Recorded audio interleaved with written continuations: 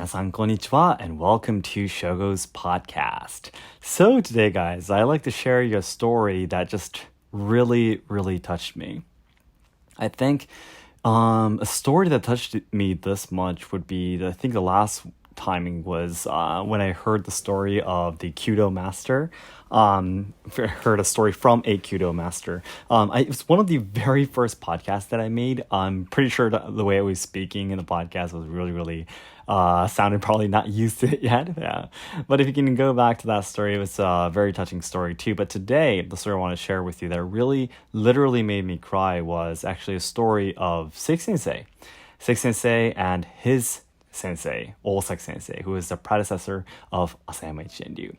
Now, one of the very few first videos that I posted on Let's Ask Seki Sensei was about a story about Seki Sensei and Seki Sensei. And in that video too, he was talking about that the reason why he was determined, to carry on Asayama Ichiden was, it wasn't the skills that came first. No, it wasn't techniques. No, it wasn't the history. It was that he loved his sensei. That was the first and most important reason why he wanted to carry on the Ryuha and become the next headmaster.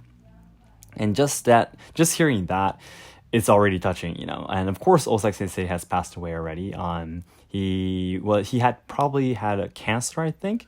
And he passed away when he was 8 or 9 years old, unfortunately. So that was just a few years ago, actually.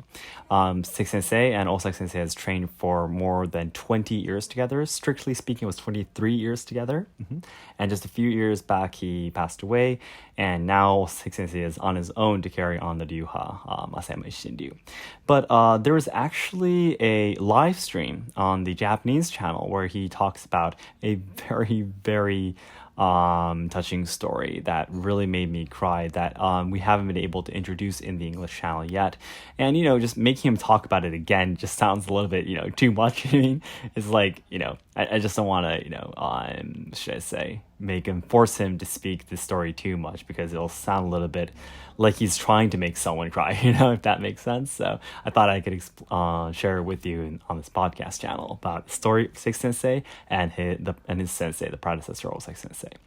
So how they met, first of all. Some parts of the story, by the way, I really hope you can go back to Let's Ask Seki Sensei. It's the second video that I posted where we talked about from sensei to sensei. There's a thumbnail that says sensei to sensei, and there you can learn more about the story too. But basically, Seki Sensei has started training Kendo since he was 3, did Iaido since he was 9, and when he was 23 years old, he started doing Jodo, which is the staff, that belongs to the All Japan Kendo Federation, the staff martial art.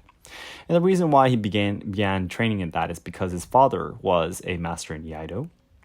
And although Seki Sensei was super talented and he won a lot of, awards and a lot of tournaments and such, a lot of people were like, oh, it's just because, his father is good. Yeah, well, there's no wonder why his son would be good as well. And no one would admit that Seki Sensei was simply talented himself, and no one would admit his efforts. So he thought, okay, then I'll do something that my father did not do. And that's the reason why he started Jodo when he was 23 years old. Now, when he was going to training at this Jodo dojo, that's exactly the same age when he started training in Asayama Ichiden too. And that's because his Jodo master and Seki Sensei, again, the predecessor of Asayama Ichiden, which will eventually become Seki Sensei Sensei. Seki Sensei and the Jodo master and his Jodo master were actually friends. So the Jodo master would sometimes, once in a year and such, he would welcome Seki Sensei to the Jodo dojo to teach the students Kenjutsu, because if you train in Jodo, you only train with the staff, right? Yeah. So one day, Seki Sensei went late to the training to Jodo, and then everyone was using a wooden sword to train. He was like, okay, we're doing something special today. And he joined in the corner of the room and just looking at everyone. Like he didn't know what everyone was doing, so he was like trying to mimic everyone's movements and was just following along, at the corner of the dojo. And then Seki Sensei was teaching everyone, came way over to the corner of the dojo, dodging everyone's swords because everyone was swinging and training, right? Dodging everyone's swords, and came all the way to Seki Sensei, and he said, "You're good. You're good." That was how Seki Sensei and Seki Sensei met. And Seki Sensei is actually almost 180 centimeters tall, so he is very tall, actually much taller than I am. But Osaki Sensei was very, very short. He was just around 165 or something. So if you take a look at the pictures that I often post on the video editing and such on Let's Ask Seki Sensei of Osaki Sensei and Seki Sensei standing next to each other, their height are completely different. But he was a tiny, very jolly, as Seki Sensei was explaining, was a very funny person. He would make a lot of jokes, but also he is a very, very talented very well skilled swordsman. And the first day they met, because Osaki Sensei was like, okay, you are very, very talented, and he started to do some games with them, and it was actually the draw, who could draw faster, In Asayama Shinryu, we've explained many times that, Asayama Shinryu can draw very quickly, right? Because of the throw draw, And so Osaki Sensei challenged Seki Sensei. And at that point, Seki Sensei only trained in the All Japan Kendo Federation Iaido clubs, Iaido. So when they actually did it, obviously, Seki Sensei would lose.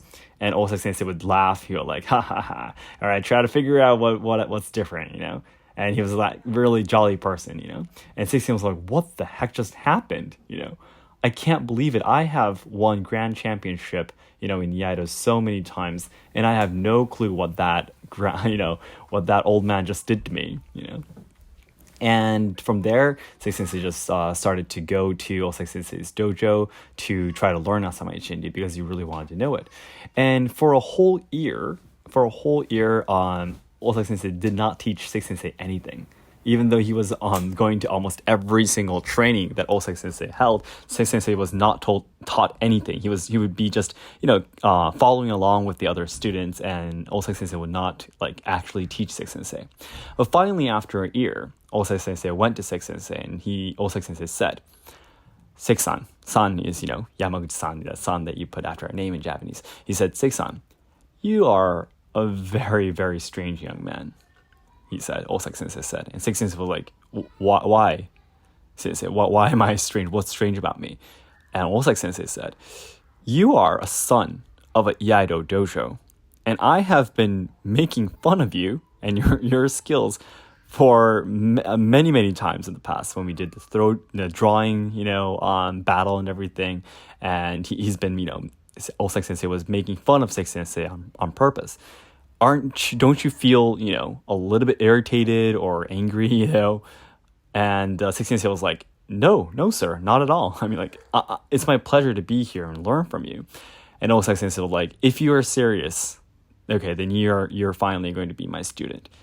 So basically, Osaki Sensei was testing Seki Sensei the whole time because Osaki Sensei knew that Seki Sensei is the son of a Iaido master, And he knew that, of course, troubles could happen if he tries to go to a different ryuha, and he was just trying to test his readiness for about a full year. And afterwards, he accepted Seki Sensei officially as his student. And from that point, to be honest, Osaki Sensei has probably already had inside his mind that the next predecessor is Seki Sensei, because from there they trained very, very seriously, and all the stuff that I explained before, right?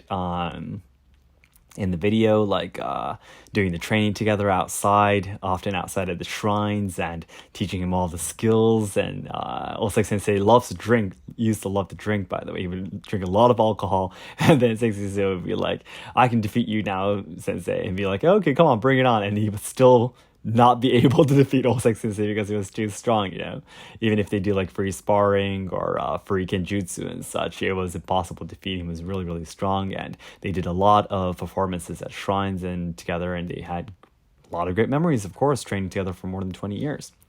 And then eventually, of course, Osaki Sensei gradually, of course, started to get older, and he couldn't train along with Seki Sensei anymore, when he was young. Because at the point when he met Seki Sensei, he was already 60 years old, right? So after around 20 years, he wasn't able to move around and train together like he used to. So eventually, he decided to actually decide that Seki Sensei will be the next predecessor. And in between the stories and all the performances at the shrines and how the actual event, how it happened, how Seki Sensei became the next predecessor, I hope you can take a look at the video, as I've been saying earlier too. But the really, really touching part is that there was actually a big conference, big party. Actually, there's a Kobudo association. Just like there's different associations for Budo martial arts, or so on and so forth, like sports and such. There is a Kobudo association. So Kobudo association, basically dojos or ryuhas who are considered to be Kobudo belong to it, and of course Asayama Shinryu is one of it. Yeah, and every year there's a big conference. Everyone comes together, just has communicates, do parties and stuff like that. And there was a year when, in front of a huge audience, on stage, Osaki Sensei presented. He brought Seki Sensei together to his stage, and he officially presented to everyone, all the other headmasters of different yuhas and dojos, that Seki Sensei will be the next headmaster. Yeah, and on that night. Of course, there was a party. They probably drank some alcohol or whatever. And they went to the station, and Seki Sensei bought the tickets for Osaki Sensei. And they were going to be going different ways. So Osaki Sensei will be riding the train. Seki Sensei has to walk to a different station. So Seki Sensei gave Osaki Sensei his ticket that he needed. And he passed by through the gates, went through the gates. And there was some stairs to go up to where you ride the train. But when Osaki Sensei went through the gates and came in front of the stairs, he stopped. And Seki Sensei was, of course, staying to say goodbye and until he can't see Osaki Sensei anymore. And because he stopped, Seki Sensei was like, did Osaki Sensei forget something? Or what's wrong? Why did he stop? Why is he not climbing the stairs? And then Osaki Sensei suddenly turned back, facing towards Seki Sensei, and said, after all the 20 years of training, finally officially presenting to public that Seki Sensei will become the next headmaster of the 20 years of training, all the things that they overcame together. Osaki Sensei, for the first time, he said to Seki Sensei, "Goodbye, son," as he waved. And then Seki Sensei was very, very happy, because he, of course, didn't have like a bad relationship with his parents, but his parents were actually, there's a lot. He talked about this in the video too, which I didn't include in the video, but when we were doing the filming, he was talking about it. I'm pretty sure it's okay to say, but his parents were actually not his real parents. There's a lot of stuff that happened, and he struggled, with what, father and son is. And of course, again, he loved Osaki Sensei very, very much. How jolly he is, how talented he is, how skilled he is, how nice he is, how funny he is, and everything. He loved him so much, and now that day, Osaki Sensei finally called him a son. Not an apprentice, not a student. He said son. Seki Sensei felt tears coming up to his eyes, but after Osaki Sensei said goodbye, son, he did a very deep bow, saying, "Please be careful going home, father."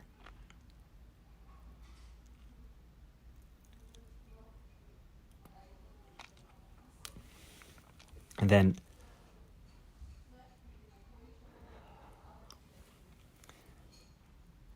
Osaki Sensei went up the stairs.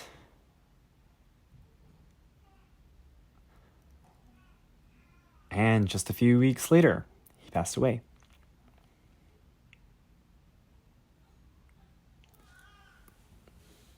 Now, do I actually have a sensei or like a master instructor that I'm so seriously trained in? The answer is no. I don't, and I'm not seriously training in one thing that like I'd be determined to dedicate my whole life to. So I can't like understand everything how Sensei was feeling, but I do train under a lot of instructors, because I train in various things, and of course each of them personally I do try just to train as seriously as possible.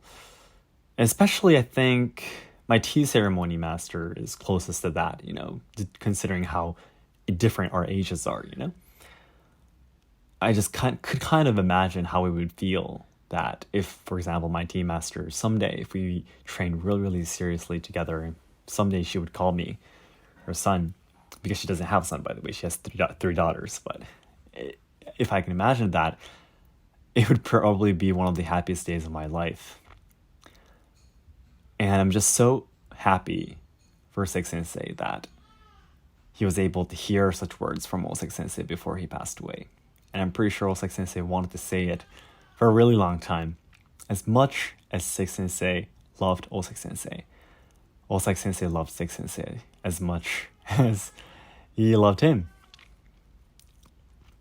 And I thought it was a beautiful story. And I just thought it was really sad that we haven't been able to, translate this into English, and no one knows about it. I still want to share with you guys. So I hope you like the story. To be honest, to really be touched from the story, you really need to know more about how the 20 years went. There was a lot of things that happened. Well, 20 years of being together, it could be any relationship, there'd be a lot of memories, right? Yeah.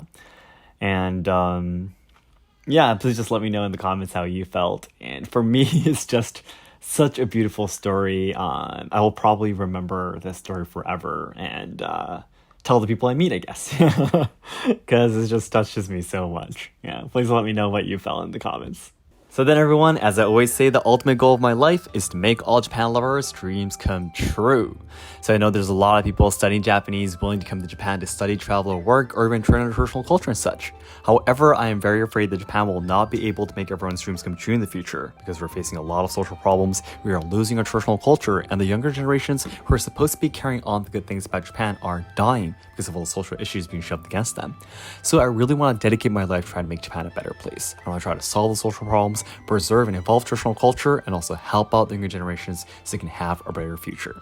And to do this, the nearest goals I have right now is to achieve 100,000 subscribers on the second channel, that's at Seki Sensei, try to achieve 50 guests per month on Yushinkan Samurai Experience, and all of the other stuff that I'm going to be doing, I have written on the description, I cannot talk anymore, description box in this video. So I hope you can check it out for me, guys. Thank you so much. All right. Okay. Once again, thank you very much for listening, and please let me know what you thought. Thank you. Bye-bye.